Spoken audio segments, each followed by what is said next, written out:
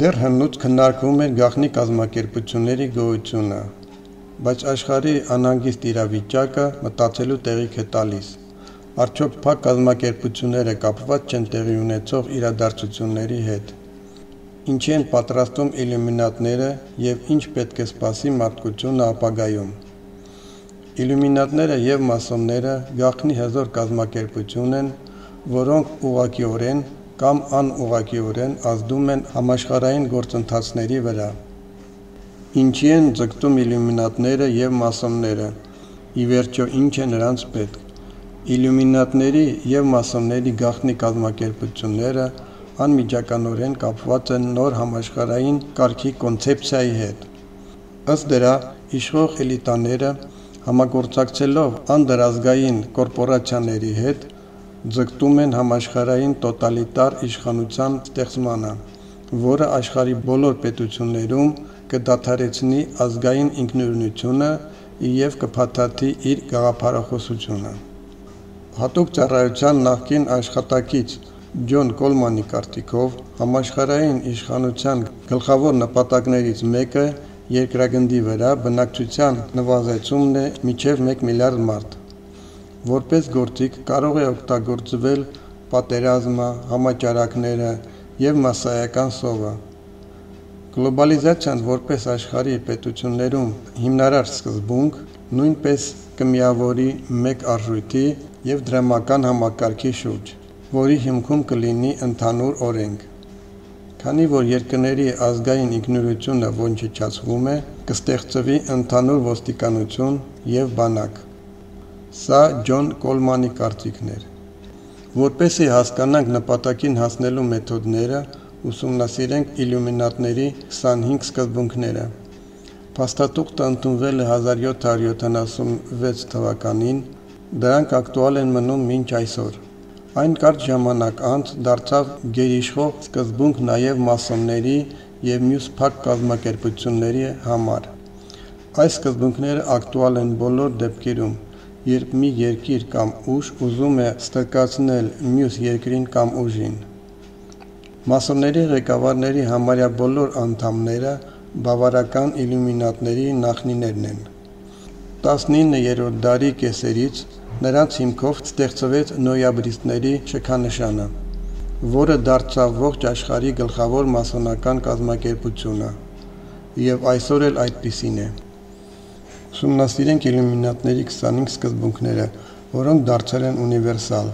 եւ իմանալով այս սկզբունքները կարելի է հասկանալ, արդյոք օգտագործվում են այս սկզբունքները ձեր երկրի դեմ։ Եթե այո, ուրեմն երկրի ղեկավարները աշխատում են ուրիշ երկրների կամ ուժերի նպատակների համար։ Առաջին սկզբունքը. օգտվենք նրանից, որ մարդիկ ավելի շատ հակված են չարին, քան բարուն։ Դա սատանիզմ է։ Երկրորդ սկզբունքը. օգտագործել լիբերալիզմը։ Պետք է հիշել, որ Ֆրանսիայում եւ եվրոպական այլ երկրներում ստեղծվեցին ճյուղավորված գաղտնի հոմոսեքսուալների կազմակերպություններ, լիբերտանցիներ, այսինքն թարախային հասարակություն։ Այստեղից ստեղծվեց լիբերալիզմ բառը։ Պետք է իմանալ, որ լիբերալիզմի բոլոր սկզբունքները միտված են կործանել այն երկրները, որտեղ նրանք ներեն դրվում։ Լիբերալիզմը կանգնացրել է աշխարհը կործանման եզրին, եւ այն երկրները, որոնք լիբերալիզմից ետ կկանգնեն, կփրկվեն։ Օրինակ, լիբերալիստական սկզբունքներից են խոսքի ազատություն, մարդու ազատություն, տոլերանտություն եւ այլն։ Այս սիրուն բառերի ետևում թաքնված է լրիվ հակառակ նպատակային վեկտոր, որը կործանարար է մարդկանց եւ երկրների համար։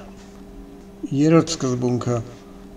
օգտագործել ազատության գաղափարը միջդասային պատերազմներ հրահրելու համար։ Հիշենք ինչով է զբաղվում Մարքսը։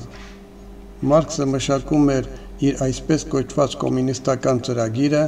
հենց միջդասային պատերազմներ հրահրելու համար։ Նա ուշադրության կենտրոնից հանեց ողջ բանկային հասարակությունը եւ սկսեց ուսումնասիրել արտադրությունների հասարակությունը, այսինքն աշխատողների եւ կազմակերպիչների արտադրությունը։ Ահա Մարքսի իրական գործը, Մարքսի ողջ ծրագիրը ֆինանսավորել են Ռոթշիլդները։ Դա փաստում է բրիտանական թանգարանում գտնվող փաստաթղթերը։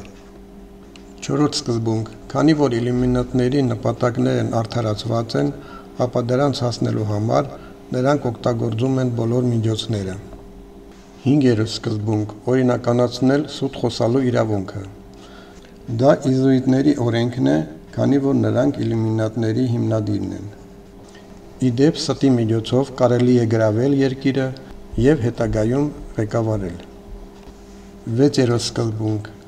մեր ռեսուրսներն ու դրանց ուժը պետք է անտեսանելի մնան այնքան ժամանակ, մինչև նրանք ձեռք կբերեն այնպիսի հզորություն, որ ոչինչ չի քանդի նրանց։ Այստեղ պետք է հիշել Ռոթշիլդի խոսքերը, որ մենք մեր հավաքները անցկացրել ենք գաղտնի,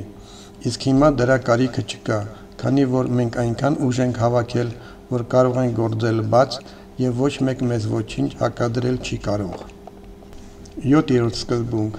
ամբոխին ղեկավարելու համար շեղել նրանց ուշադրությունը հենց իրենց հոգեբանության միջոցով։ Շատ տերորիստական գործողությունները ոչ միայն զոհաբերություններ են, այլ ամբոխի ուշադրությունը շեղելու գործիք։ 8-րդ սկզբունք. օգտագործել ալկոհոլը, թմրանյութերը, կոռուպցիան և այլ սոցիալական արատները երիտասարդներին աստիճանաբար քայքայելու համար։ Այստեղ ամեն ինչ պարզ է։ 9-րդ սկզբունք. ամեն գնով զավթել սեփականություններ։ 10-րդ սկզբունք. օգտվել ազատության, հավասարության, եղբայրության լոզունգներից և դա մտցնել ամբոխի բառապաշարը հոգեբանական պատերազմ հրահրելու համար։ Դա արվեց նաև մարքսիզմով։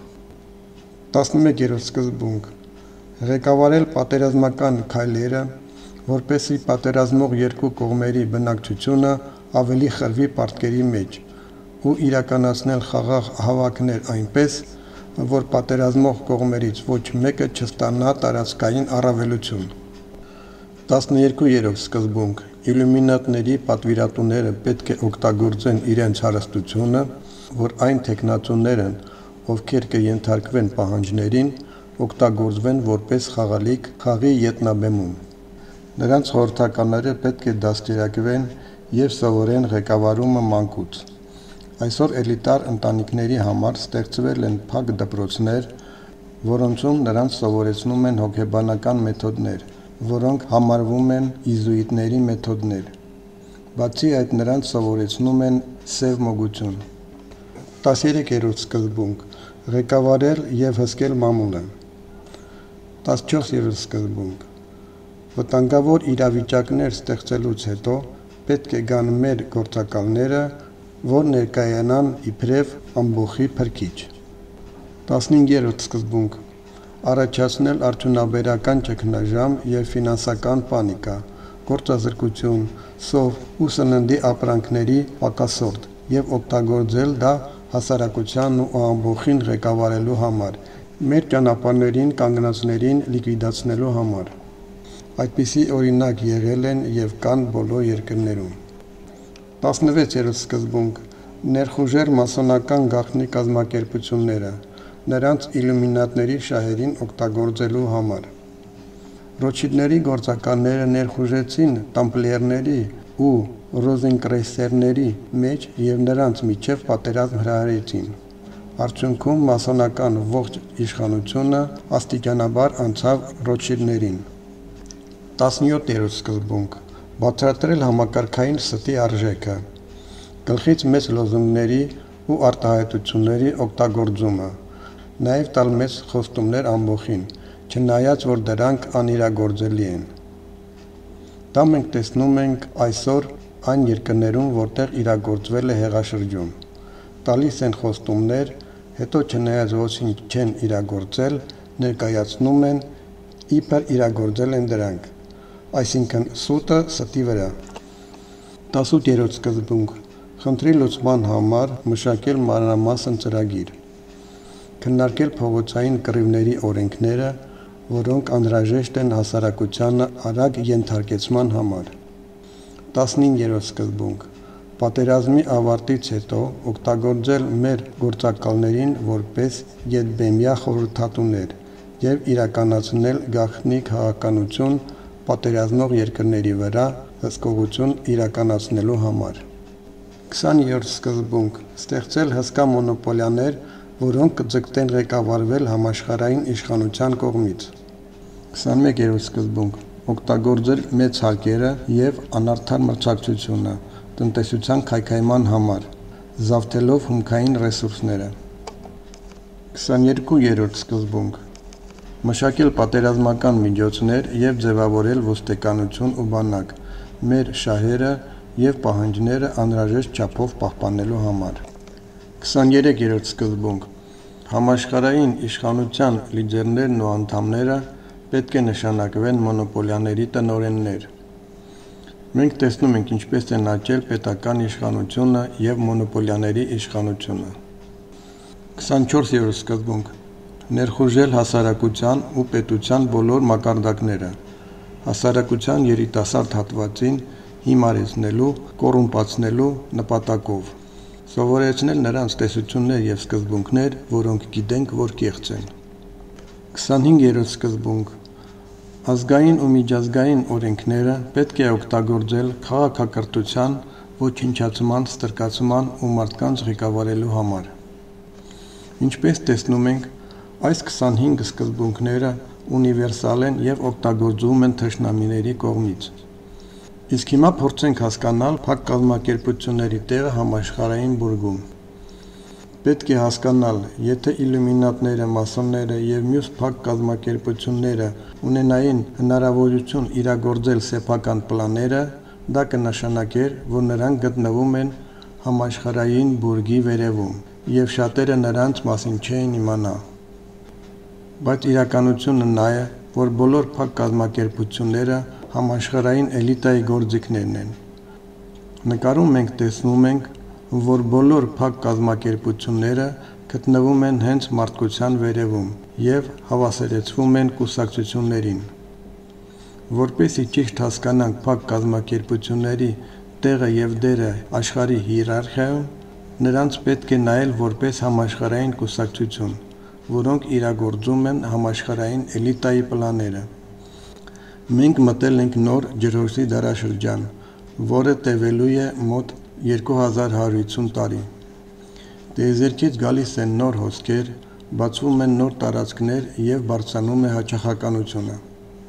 Տատանումները բարձրանում են հաճախականությամբ և մարդկությունից պահանջվում են նոր կարգավորումներ։ Դա նշանակում է, որ գալիս են նոր ավելի բարձր տեխնոլոգիաներ, այսինքն նոր տեխնոլոգիական մոտեցումներ, մարդու ավելի բարձր բարոյական որակների ներքո, այլ պատկերացումների և մտքերի ներքո։ Չարը իրեն լավ է զգում ցածր հաճախականության ժամանակ։ Պատմությունից մենք գիտենք, թե անցյալ դարաշրջանում ինչքան չարիք կար երկրի վրա։ Բարձր հաճախականությունները ստիպում են, որ չարը մարդկանց տեսքով իրենց ցույց տան, դուրս գան ջրի երես։ Բարձր հաճախականությունները մահացու են չարիքի համար։ Այսօր մենք տեսնում ենք, թե ինչպես են ամբողջ աշխարհում գլուխ բարձրացնում չար ուժերը։ Սա նրանց վերջին կռիվն է։ Առաջ գնալու համար ամեն մարդ պետք է ընտրի իր ճանապարհը, նա չարի կողմն է, թե բարու։ Նախկինում սատանայական էլիտաները պետք էին որպես քողարկում։ Հիմա համաշխարհային էլիտան ուզում է կառուցել բոլորովին նոր աշխարհ՝ երջանիկ, պարզամիտ, զոմբիացված, չիպավորված մարդկանց աշխարհ։ Ուրեմն քվանտային թռիչքի ժամանակ պետք է մաքրել էլիտաները, որը հավատքով ու ճշմարտությամբ ծառայել են սատանային։ Բայց մնացած լուսավոր մասը պետք է պահել երջանիկ, զոմբիացված ընտանիքի վիճակում։ Ուրեմն մենք անպայման կտեսնենք կոռումպացված էլիտայի, բոլոր գաղտնի կազմակերպությունների մաքրումը, որոնք արդեն պետք չեն համացանցի գոյության ժամանակ։ Մենք կտեսնենք բոլոր մասոնների, իլյումինատների, համաշխարհային կառույցների լիկվիդացում, ժողովուրդների ծրագրված ցեղասպանություն, հրեական հոլոկոստ, որպես բուրգի վերնախավի նախկին կառավարող գործիք։ Ինչ անել այս բեկումնային պահին արմատական փոփոխությունների ոչ միայն մարդկության, այլ ամբողջ տիեզերքի տարածքում։ Քանի որ կա տիեզերական ազատ կամքի օրենք, մարդը պետք է արտահայտի մտադրություն, գնա դեպի նոր հարթություն, բայց առանց գիտակցության ակտիվ կատարելագործման հնարավոր չէ անցնել ժամանակի սահմանը, պետք է ձեռք բերել ճշգրիտ գիտելիքներ, չէ որ կյանքի իմաստը զարգացումը և ինքնազարգացումն է, պետք է բարձրացնել բարոյականությունը, որովհետև բարձր տեխնոլոգիաները տիեզերքում տրվում են համապատասխան բարձր բարոյականություն ունեցողին։ Մենք բոլորս և յուրաքանչյուր ոք պետք է գտնի հիմնական հարցի պատասխանը՝ ով եմ ես, ինչ եմ ուզում։ Այսօր մարդու համար ամենահրատապը տիեզերքից եկող գիտելիքներն են։ Միայն մարդը կարող է փոխել շրջապատը իր մտքերի արտացոլումով։ Հետևաբար մեզ պետք է կենտրոնանալ դրականին և արարմանը, համաչափեցնել մեր մտքերն ու գործողությունները խղճի ձայնով։